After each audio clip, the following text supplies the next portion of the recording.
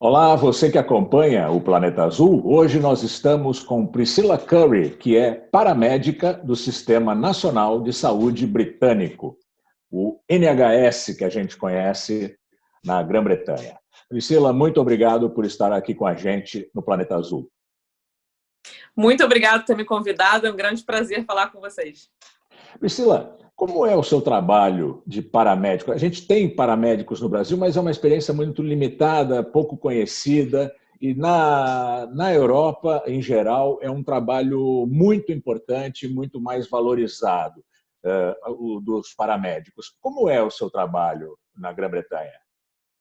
Olha, não existe paramédico em si no Brasil comparado com o paramédico que temos aqui. Eu fiz uma faculdade de 3 anos que se especializa em medicina pré-hospitalar. Então, eu sou especialista em medicina pré-hospitalar, atendendo, estabilizando pacientes, tratando, dando vários tipos de medicamentos diferentes, fazendo coisas bem invasivas, como intubando, enfim, coisas que no Brasil apenas o médico pode fazer. Mas o paramédico, ele não é médico, tá? Então, nós somos especialistas em medicina de emergência pré-hospitalar. A nossa faculdade são 3 anos e a gente estuda farmacologia, um monte de coisa relacionada apenas ao pré-hospitalar. Depois nós temos 2 anos de internato com sistema de ambulância. Então, nas ambulâncias aqui, tem sempre um paramédico e um técnico de paramédico, um assistente de paramédico. Não existe aqui o motorista de ambulância, como tem no Brasil, tem um condutor que ele só dirige. Aqui não existe isso. Todos nós temos uma experiência clínica, sendo paramédico o sênior, né, da questão. No Brasil, os socorristas, como são chamados, existem vários tipos de socorristas diferentes. Tem o socorrista que é enfermeiro, o socorrista que é médico e tem o socorrista que é técnico também. Então, existe aí várias variações de responsabilidade, coisas que eles fazem. Só que no Brasil, o socorrista precisa de uma autorização médica para fazer várias coisas. E aqui, quem decide isso sou eu. Eu não preciso de perguntar para nenhum médico como que eu vou tratar aquele paciente. Eu mesmo faço Essa decisão, você toma essa isso. decisão. Quer dizer, você é uma professora, uma especialista do atendimento na Golden Hour, que é aquela primeira hora depois do evento, é isso? Exatamente, eu sou a primeira a chegar. Eu, inclusive, nesse momento na minha carreira, eu trabalho sozinha num carro ambulância, eu não trabalho mais naquela ambulância grande, eu Sim. não levo pacientes para o hospital, eu sou a primeira pessoa a chegar e eu só atendo os piores pacientes, aqueles que estão em estados muito críticos mesmo, que precisam de uma intervenção em questão de minutos para salvar a vida deles. Eu só atendo pacientes nesse patamar. Uhum. E como é que foi? Você chegou na Inglaterra, você já estava determinada a trabalhar na área de saúde? Como é que foi isso? Eu sempre quis trabalhar na área de saúde, porque meu pai é médico, minha mãe é psicóloga, então eu sempre gostei dessa área de ajudar as pessoas. Mas quando eu vim para a Inglaterra, eu vim com 20 anos de idade, né? Tipo, vim para aprender inglês, em Twitter aprender inglês, voltar para o Brasil e fazer faculdade de medicina no Brasil. Mas aí gostei muito da Inglaterra, me apaixonei por Londres, e eu falei, não, vou ficar aqui.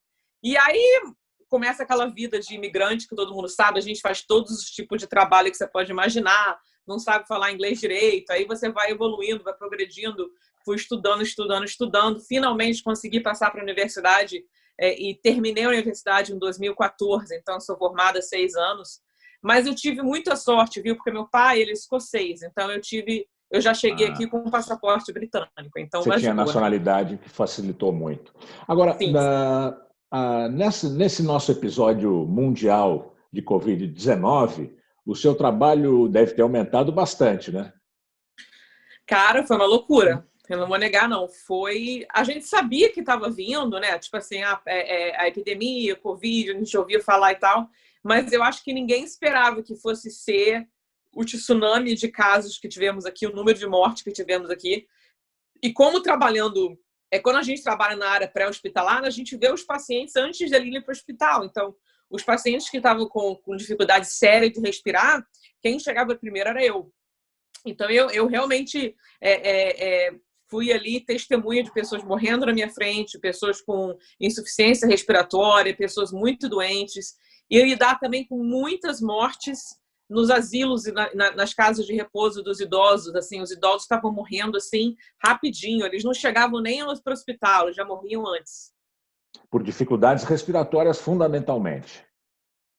Não somente porque o Covid ele é uma doença sistemática, né? No começo a gente achava que o Covid era uma doença respiratória, mas agora já entendemos que é uma doença sistemática. Ela começa assim afetando a respiração, mas ela acaba entrando para a circulação sanguínea, causando vários problemas. Então, os pacientes às vezes morriam de falha de órgãos generalizada, de vários outros problemas associados ao Covid, né? Muito difícil, muito difícil. E você, como é que o Reino Unido estava de equipamentos e pessoal e conhecimento para lidar com Covid-19? Tinha equipamento e pessoal suficiente?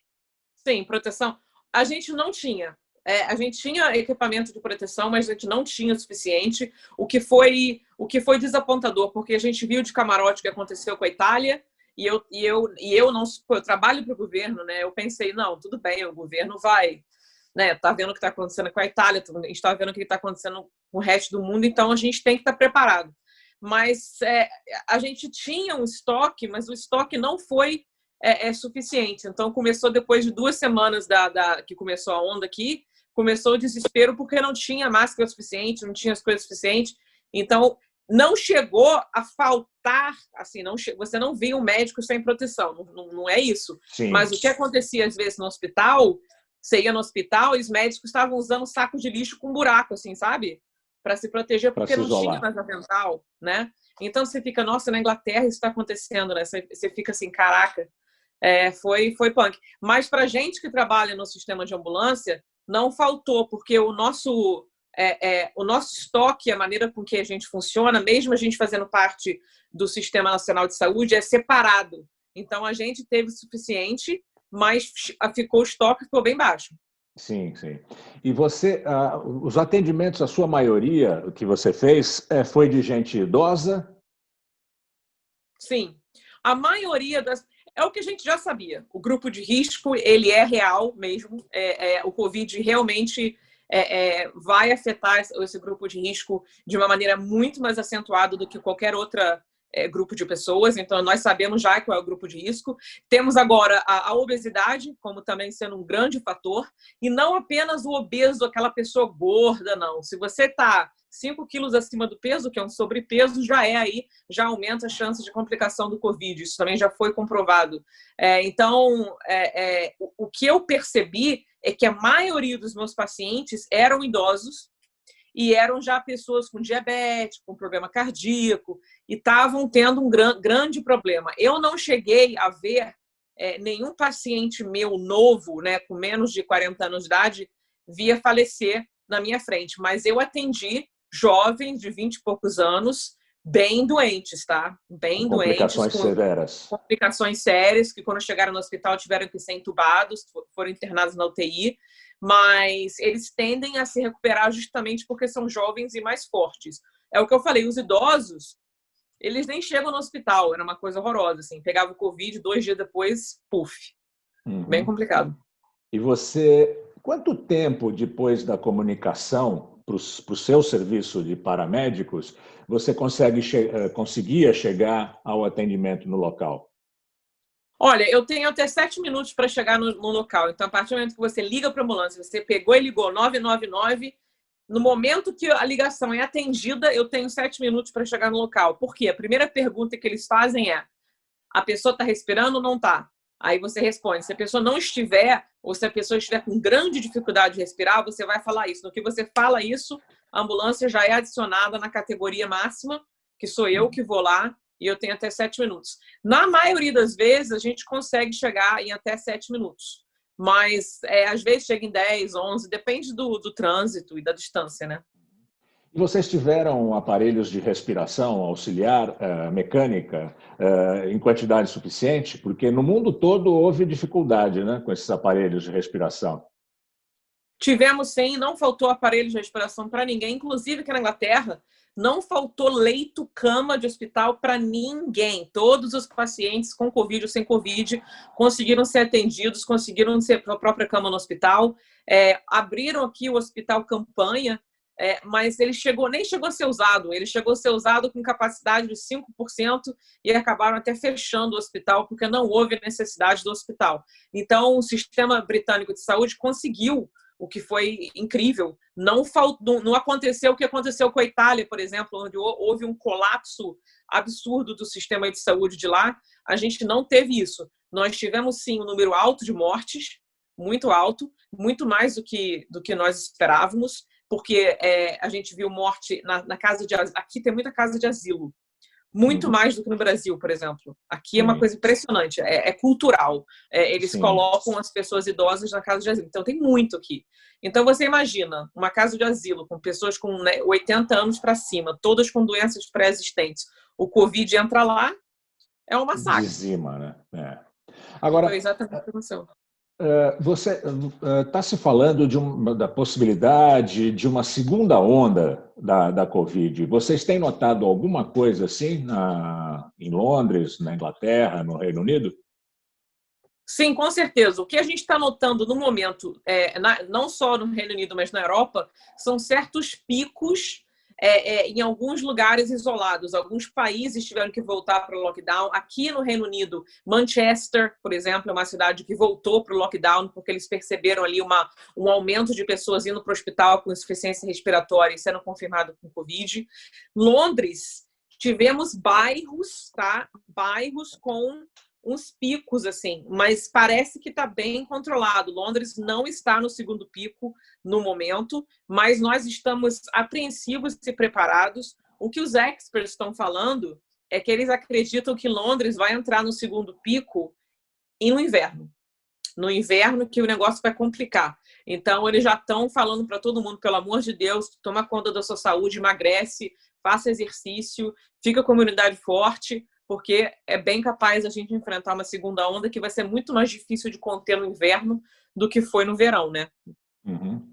Você dá aula de paramedicina? Como é que chama? É paramedicina?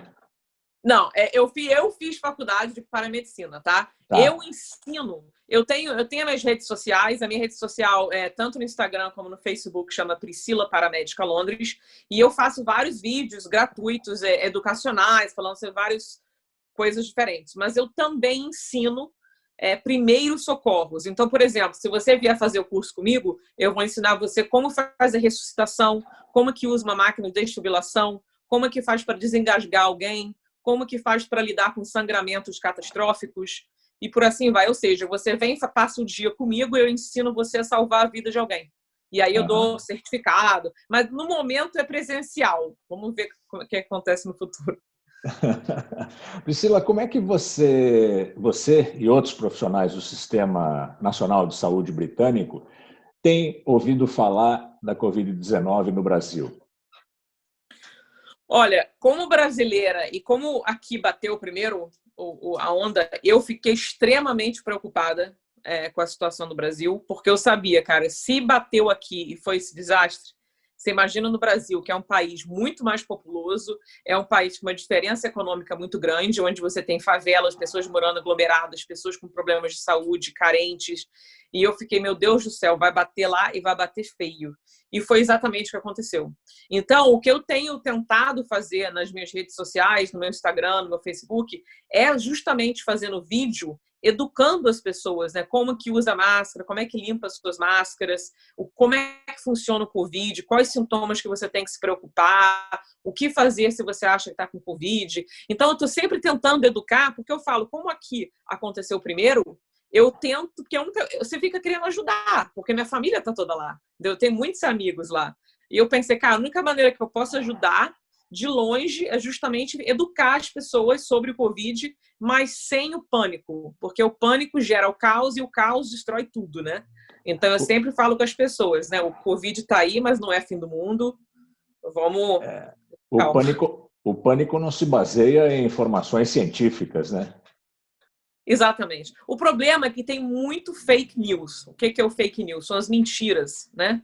Então, isso é uma coisa que me deixa muito chateada, porque eu vejo pessoas que, porque querem ficar famosas, porque querem viralizar, fazem vídeos que acabam criando grande problema na saúde das pessoas, falando que as máscaras fazem mal para a saúde, falando que o Covid não existe, que é mentira, sabe? Falando coisas assim. Isso, para mim, me deixa muito triste, que eu fico, meu Deus do céu, você está falando... E pior que muitas pessoas acreditam, né? Então, tem essa batalha minha também contra as mentiras. E às vezes chega para mim os vídeos, aí eu faço outro vídeo. Gente, não acredite nisso, não é verdade.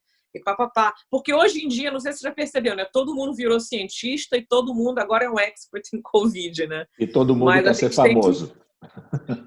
A gente tem que escolher quem é que a gente vai receber informação, né? Você tem que seguir informação de pessoas que realmente entendem do assunto, que estão tratando pacientes, que tem, por exemplo, eu trato os pacientes com Covid, eu sou formada em paramedicina, que é uma universidade de ciências, e, pô, eu sei um pouco do que eu estou falando, né? Aí você vê uma pessoa que geralmente é uma blogueira que ensina você a fritar ovo, agora virou a expert em Covid. Eu falo, cara, não! Não é assim. Agora, Priscila, foi bom você falar isso. Vocês receberam algum treinamento especial, algumas aulas sobre Covid, ou já o preparo que vocês tinham foi suficiente? Como é que foi isso? Foi uma situação nova, né? Sim, a gente recebeu... O que aconteceu? Aqui, quando o Covid bateu, a gente teve no NHS também, no sistema de ambulância, a gente teve um conselho que manda e-mails para a gente, praticamente na época da crise, era tipo quase todo dia, dizendo para a gente as últimas notícias, as últimas coisas acontecendo, para manter a gente a par, falando sobre o vírus, como nos proteger, aquela coisa toda. Assim, muita informação, eu não conseguia nem ver tudo, porque era muita informação chegando. E a gente também recebeu uma máscara. Bom, foi depois do nosso pico, né? Que foi um pouco cômico, né? Que depois que acaba o pico, a gente recebe aquela máscara monstro. Mas eu recebi uma máscara que parece o Darth Vader. Você sabe quem é o Darth Vader? Sei, aquela preta. Uma máscara preta com um negócio aqui, com 2 filtros aqui. Eu parecia um monstro, assim, um negócio surreal. E aí, bom, eu tenho essa máscara super poderosa aí. Se tiver outra onda, só vou atender pacientes com ela. Mas a gente está bem mais preparado agora do que a gente estava na primeira onda, né? Mas é apreensivo. Sabe por que é a pior coisa? É o emocional. Emocional. É muito difícil. Você diz do profissional ou do paciente? Do profissional. Do paciente é óbvio, mas do profissional... Porque uma coisa é... Eu lido com morte semanalmente, tá? Toda semana eu lido com morte, faz parte da minha profissão, eu converso com as famílias, morte de criança, de adulto, de dor. Eu tô acostumada a lidar com isso, tá? É fácil, claro que não, mas... É treinada para isso. Exatamente. Nós estamos treinando para isso. Agora, ninguém treina você a fazer 5 mortes diárias, né? Como é que é isso? É pesado, né? É muito pesado. Eu fiz 4 plantões e, pô, eu estava na minha morte 17 no 4º plantão, eu comecei a chorar. Eu chorei, não na frente da família, eu fui para o meu carro, mas eu chorava, porque fica assim, gente, porque... O que está acontecendo, né? É muito... Toda vez que você fala para uma família, né? Sinto muito, a gente tentou salvar, não deu. Né?